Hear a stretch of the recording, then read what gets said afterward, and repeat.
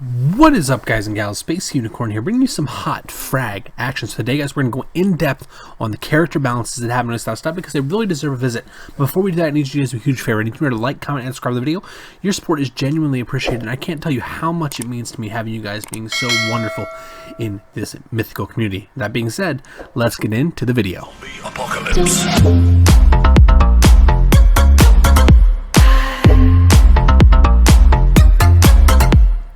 First up on our list, we have Amelia. Amelia has been she's been around forever, essentially, and she finally got some minor changes. Those changes are going to appear on the left-hand side of your screen here momentarily. But basically, these changes are trying to make her more viable. Here is the list, as you will see.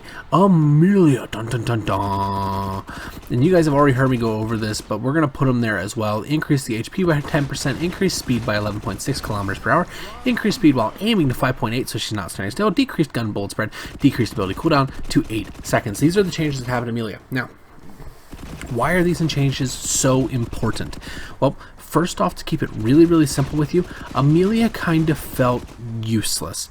She was sluggish, her ability took too long to recharge, thus making her basically a sitting duck for most efficient offense and defensive characters. Now, with these abilities added, the first thing you're going to really feel is the ability.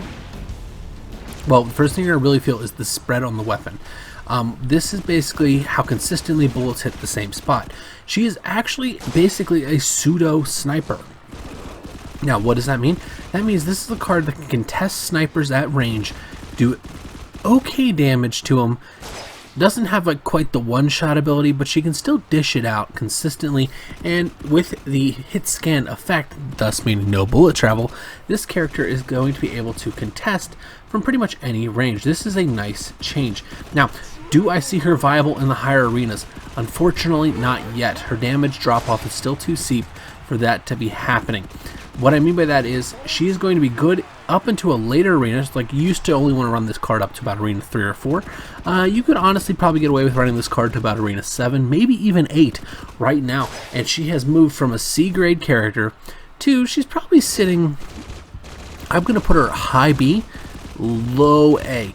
The mobility addition is super nice as well. The grapple hook resetting as quickly as it does allows for good movement also, and the increase to her basic skills and stats allow you to play this card more efficiently, and honestly you're going to get some more enjoyment out of this card as well. There's a lot of fun things I was messing around with this card whenever we were doing this recording. But yeah, so this is Amelia, guys. I'm moving her up to a high B, low A grade hero. Let's move on to the next one, shall we? Next up on the list, we have Hannibal. Hannibal. This was everybody's go-to tank in Arena 13. Truthfully, it's pretty easy to tell why. This guy was really good. He's basically a slightly lower health Lucha with a really strong attack ability. Now, people are going to be wondering what changed with Hannibal. Let me tell you. Okay, so the first two things that you're going to really notice with Hannibal, he's decreased weapon DPS 54 to 61, decreased stun to 1 second, decreased ability range to 7 meters, and fixed ability damage to make it more consistent. The thing you're going to notice first whenever you play this card is that he's not one-shotting after his little pounce attack anymore. This was something that made him honestly a bit unfair and a bit unbalanced whenever you were playing him earlier on. And it's the first thing you're going to really notice is you actually have to hit somebody 2 to 3 times now to kill them. This is going to frustrate a lot of Hannibal players, but honestly, this was a balance thing that really needed to be happen with this character in order to make him fair, and honestly, to kind of cut back on just the Hannibal mains out there, because there's a lot of them. Honestly, you don't really notice the radius reduction on his ability that much. It still pulls people in like it used to, and all that other stuff, but the only thing you're really going to notice is that your attack just isn't the same. Oof, I fell off the map. But those are the big changes with Hannibal, guys. They really aren't that crazy. He is 100% still viable, and honestly, I don't have him at high S anymore. I have him at an A, which I think is where all characters should be settling in. I think all characters should be in that B to A range. I think S is even a little bit unfair because there's not a lot of characters that fall into that category. So this character, the thing you're going to notice most is that damage, and honestly, my final grade for this character after the update, we're going to have him sitting at a high, a low S, Still viable. Let's move on to the next one. Next up, we have CIPHER. This was the guy that everybody knew had to be changed. He was way too strong. And the truth is that the changes for this guy were substantial, but was it enough to truly notice? Well, let's talk about everything that happened with our good friend here, Mr. CIPHER. Okay, so decreased HP to 132, that is at level 1, by the way. Decreased ability radius to duration to 8 seconds. Increased ability cooldown to 14 seconds. Ability slow effect to 0.75 from 0.5. Decreased the multiplier to 1.3 instead of 1.5. Decreased ability radius to 26 meters. And decreased distance to break to 28 meters. So, is this something you're going to notice with CIPHER? 100% yes. This was actually a really good update for CIPHER. This actually feels good. He's still good, but he's kind of fallen into more of that support role, which is where I believe he should have been originally instead of being the lead slayer on the team. He feels really good in this current state, and honestly, I am very pleased with him. I like the fact that the hack no longer goes on forever. I like the fact that you can break it, and I like the fact you can actually move a little bit whenever you get stuck in it. The damage feels good. The multiplier feels good. I am very happy with how they did this card.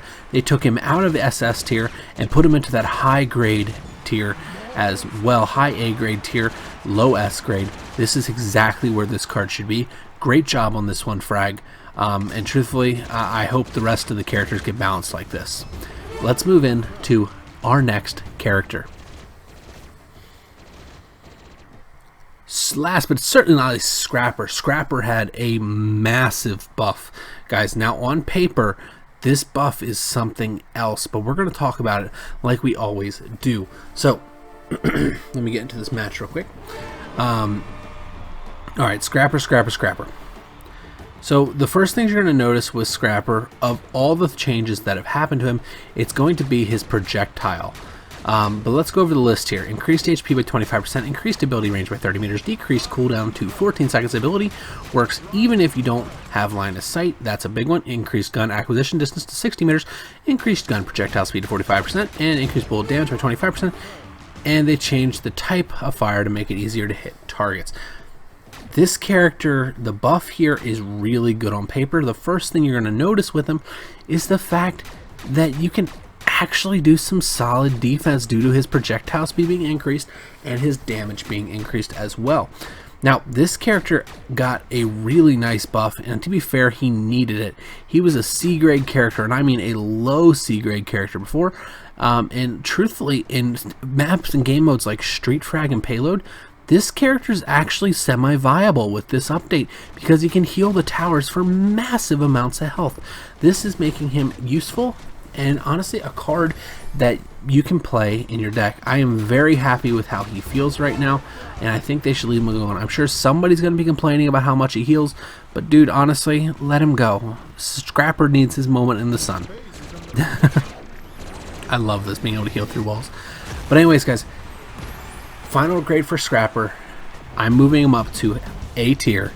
Hope you enjoyed that. Now, with that being said, guys, I hope you enjoyed this video. I hope you will come back for the future videos. Please remember to share this video with the friends so we can grow the mythical community. Our goal is to hit 6,000 by Christmas. It's a long shot, but we are going to do it. I believe in us. But anyways, I hope you enjoyed, and I hope you find these ratings for these characters fair. And I hope if you disagree, let me know in the comment section. If you do agree, let me know as well. And I will see you legends next time. Bye-bye, everybody. Have a great day.